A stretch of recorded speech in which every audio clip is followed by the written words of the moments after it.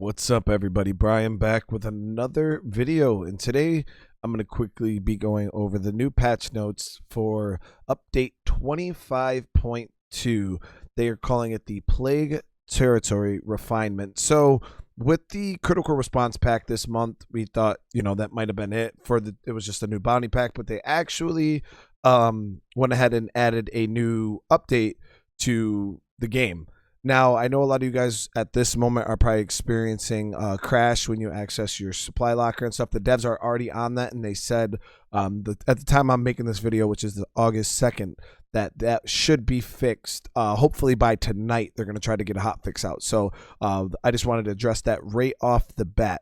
So there is a lot of good changes actually in this, and we're going to go. There's actually quite a few of them. So let's go over these. So first, we'll start with difficulty tuning.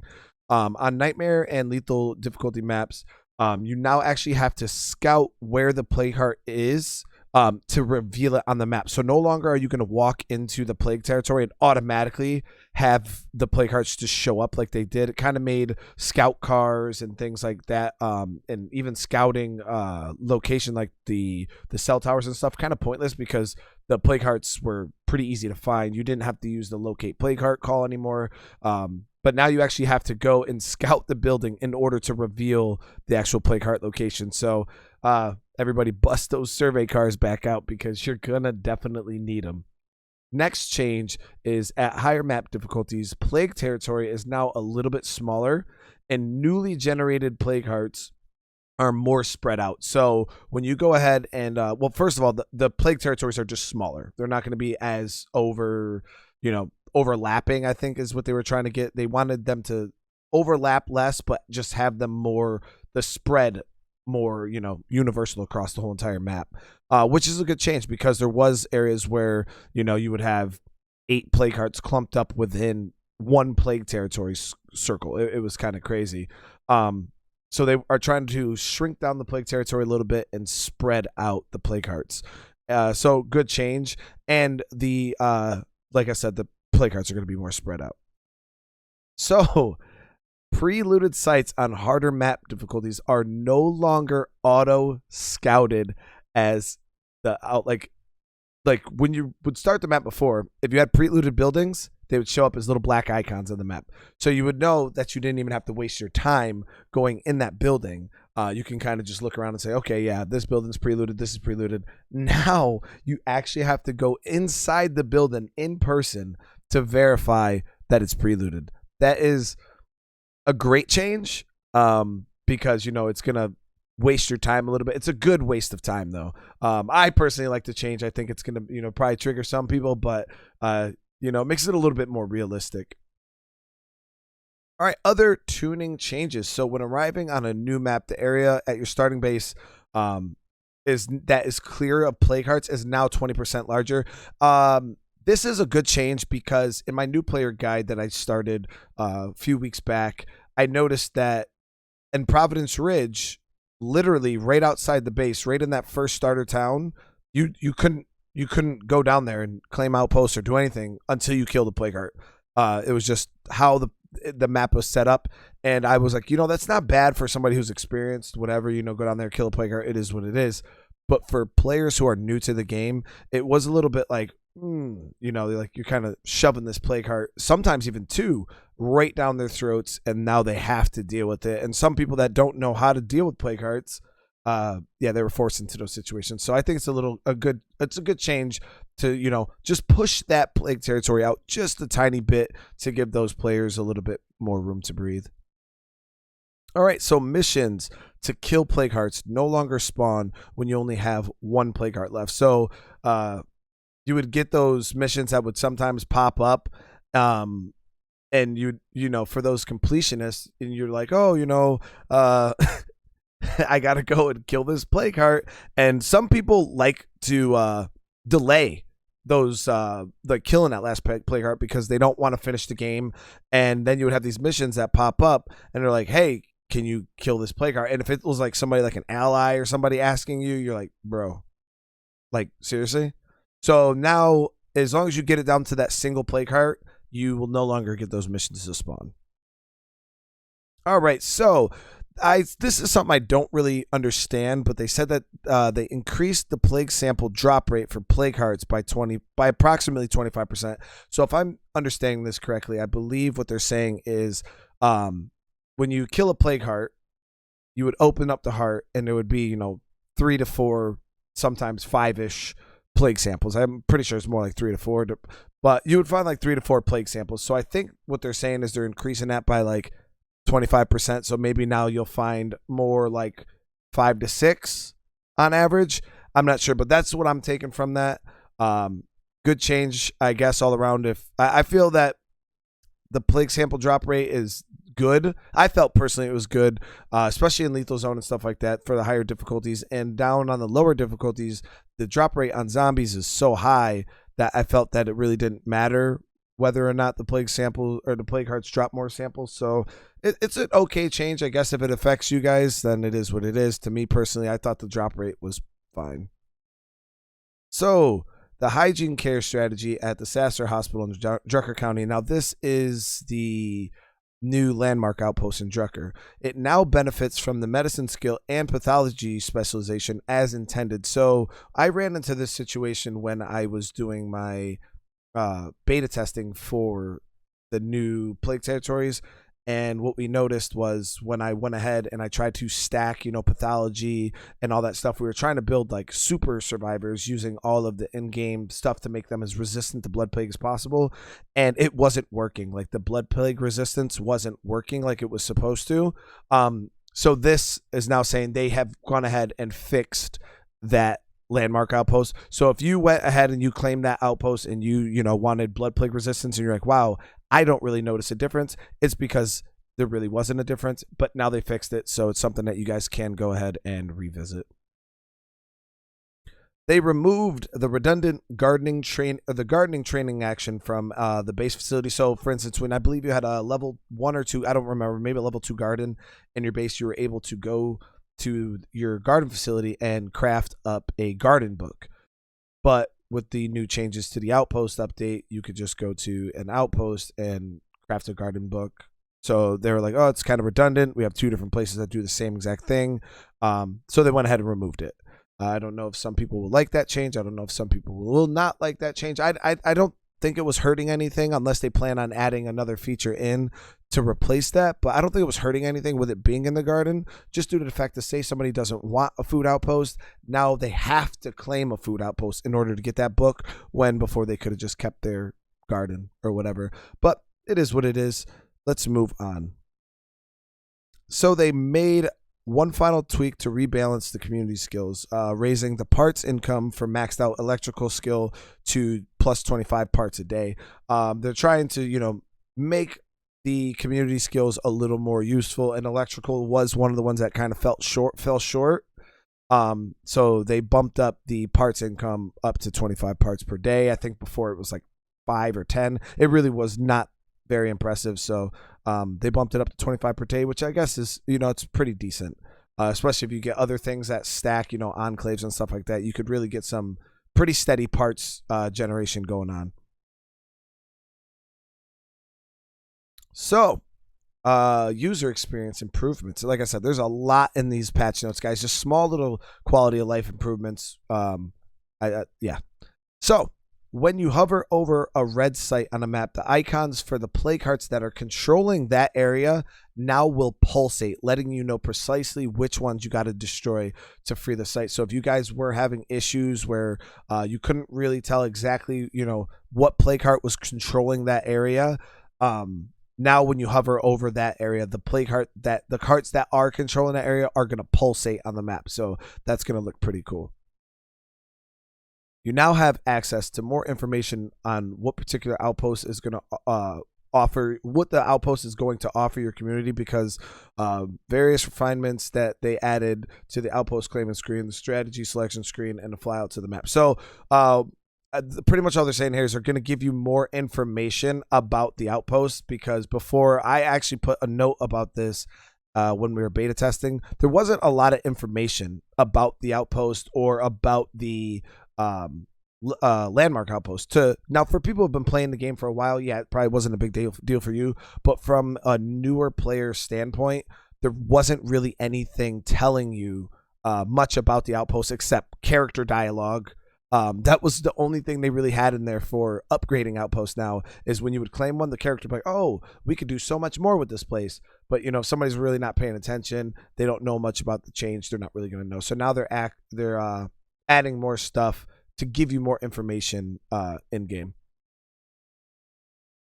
So the facility progress meters are no longer trying to pull double duty as cooldown meters because they said it was confusing everyone. It confused me the first time I did it. I was super confused. I activated water in my med facility, and all of a sudden I had this countdown bar, and I was like, "What the hell is this? What's going on?" And what it was is, if you activated a facility mod such as water or power in a facility, it would show how long that timer had left. So it literally started at 59 minutes and it would start counting down the whole time. And I guess it was confusing a lot of people. Eventually I got used to it. It was an okay change. I could see how they're kind of like, it's not super impactful, so we'll just get rid of it. So it is what it is. The NPC inventory screen now highlights relevant weapons when you hover on stacks of ammunition. So you guys probably notice this when you're in your supply locker. If you hover over a stack of 9mm bullets, what will happen in your supply locker is it will highlight every gun. As long as you don't have a billion guns, it will highlight the guns that use that ammunition, either in your inventory or in this locker itself. And that goes for any ammo type. You can just hover over them and it will show you what gun uses that ammo, and vice versa. You hover over a gun and it would show you what ammo is using that gun. So now what they did was they made it so when you're in your NPC's inventory, it will do the same exact thing. Standard outpost actions, upgrade, abandon, are now on the right, justified in the UI to make it easier to recognize the unique actions on the special outpost. So they just are rearranging the icons in the outpost to make them easier to recognize. Pretty much, it's a good change. You no longer see room clearing indicators on the minimap for sites within plague territory because clearing rooms is meaningless when you can't. So that was causing confusion for some players, where they would go and you were used to going and seeing all them little blocks on them in the rooms in the houses. You're like, okay, I got to make sure I inspect every one of these rooms. Boom! As soon as all those blocks go away, the house is now safe. So what was happening where players were seeing those little blocks, getting confused, saying, okay, well, why did I clear out all the blocks but the house isn't secure? It's because the house is in plague territory. So to remove any amount of confusion, they went ahead and just got rid of the blocks in plague territory, period. They added outpost numbers to the base screen to make it easier to distinguish similar outposts from one another. So this was a good change. If you were not well versed in the base screen and kind of just could tell where your outposts were, outpost placement, and you had, say, 4 food outposts all over the map and you wanted to delete one, you would have to sit there and try to figure out, okay, well, what outpost is this one, so I could delete it, because it wouldn't really tell you. You'd have to go in and actually open up the outpost and see what outpost number it was. And what they went ahead and did was they numbered them on the base screen now. So when you actually look, you'll see outpost 1, 2, 3, 4, 5, 6, 7, however many you have. So it's a good change. No longer do you have to sit there and try to guess what outpost you need to delete to do what. It's all right there, clear for you. So it's a really, really good change. With toggle aim, the toggle aim enabled in the settings menu, you can now interrupt your aim by sprinting and dodging. Sprinting will put end to the aim mode, while dodging will return you to aim mode as soon as the dodge is complete. I don't play with aim toggle, so I couldn't speak on this, but I played other games that do have some type of aim toggle, and I could see where that's frustrating. If you toggle your aim, and because your aim is toggled, you wouldn't be able to dodge, or you wouldn't be able to sprint. You would have to untoggle, then sprint, or untoggle, then dodge. So now what they did was they made it so if you do have aim toggle, you toggle your aim, and when you start sprinting, it automatically will cancel your toggle.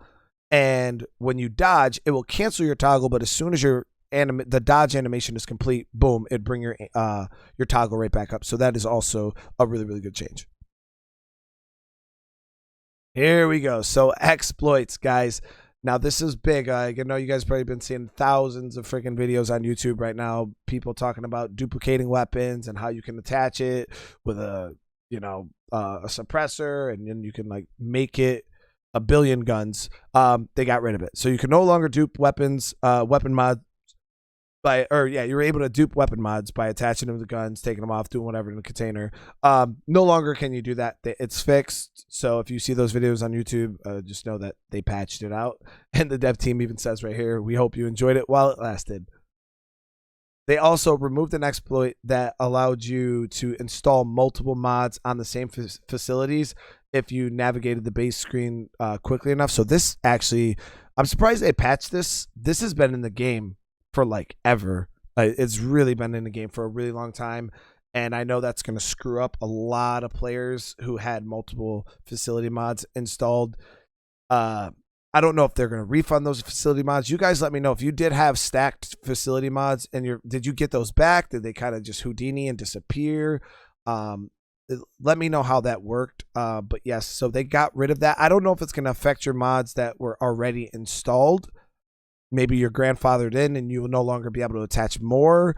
I'm not exactly sure. I've never used that exploit before. So you guys let me know in the comments below how that works. If it's just your mods are gone, if they kicked them all out, now you got to put them all back in, or if you're kind of grandfathered in but you can't add anymore. All right, enemies. We fixed a bug that was preventing players from taking damage from the Plague Heart gas attack.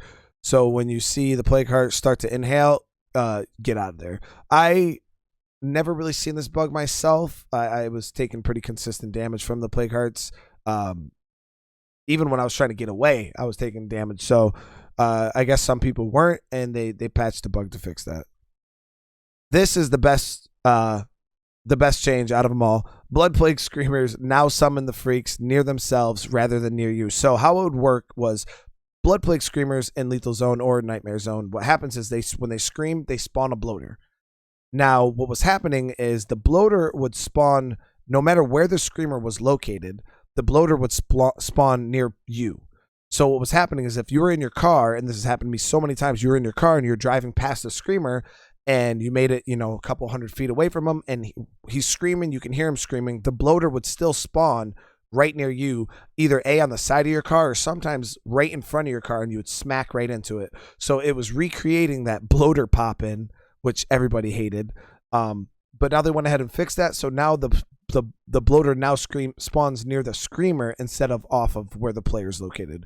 Great change, because that was really, really annoying, and there was really nothing you could do about it. So they made some refinements to zombie spawning system to make Plague Heart battles more consistently well populated while defending zombies. So I guess how this worked was when you would if you killed enough zombies at a Plague Heart, the zombies just stopped spawning. And it would give you time to sit there and just smack the heart. And then once the heart would make a bunch of noise, it would bring zombies in. So I think they are tweaking the spawning system a little bit to just kind of make it so the zombies are kind of just always there. We'll have to see how that really works. That sounds really cool. It sounds like a nice little tweak to make the game a little bit more difficult, and takes a little bit of that downtime out of fighting them Plague Hearts. So user interface fixes. We fixed the bug that was preventing some facility upgrade actions from being grayed out when unavailable. I haven't personally seen that, so I don't know what they were referring to, but what they're saying here is there was certain things that would be locked out, but they still looked like you could access them. But now they should be grayed out. They fixed a bug that caused former weapons to appear in the aiming HUD when you scaled back to carrying a single weapon. So I think in your little right-hand side HUD right there, if you got rid of a weapon that was when you were carrying two, the weapon would still show there. So they went ahead and corrected that. We cleaned up some weapon mods that were still engrossly targeting a specific weapon in the UI, despite the fact that attaching a mod to a weapon is now done in a separate pop-up window. I guess there were certain mods that would just jump on weapons regardless of that pop-up window or not. I never personally seen that bug, but obviously it was happening, so that is fixed. In-world indicators now successfully appear at all unlocked exit locations on all maps. So they went ahead and fixed the world indicators that showed you the map exits. I guess they weren't showing up on all of the maps, and those were fixed. We fixed an edge case that would cause the aiming HUD to disappear if you performed a rapid series of actions in a row. I never personally seen that bug. It doesn't sound like one I would want to see, but I guess they went ahead and fixed that. So if you guys were experiencing that bug, it is now fixed. The player icon no longer scales weirdly when zooming in and out of the map. That's another thing I really haven't noticed too much, but I guess they went ahead and fixed that. So on to the last bit here before this video goes on forever. Other fixes: survivors no longer weirdly aim the mare's leg like a pistol. So I don't know if you guys noticed, but when they would have the mare's leg, they would aim it out in front of them like they were holding a pistol. It was hilarious looking. But they went ahead and fixed it so your guys hold it like a carbine, like a rifle again. As the dev said, they hold it like a carbine now, as God intended. We fixed a bug that would lead to a soft lock if the player was attacked while working in a weapon mod targeting screen. So when that screen would pop up to say, hey, what gun do you want to put your suppressor on, and you got attacked while you were doing that, I guess it would lock you up. That's never happened to me, but it was happening to players. That is fixed.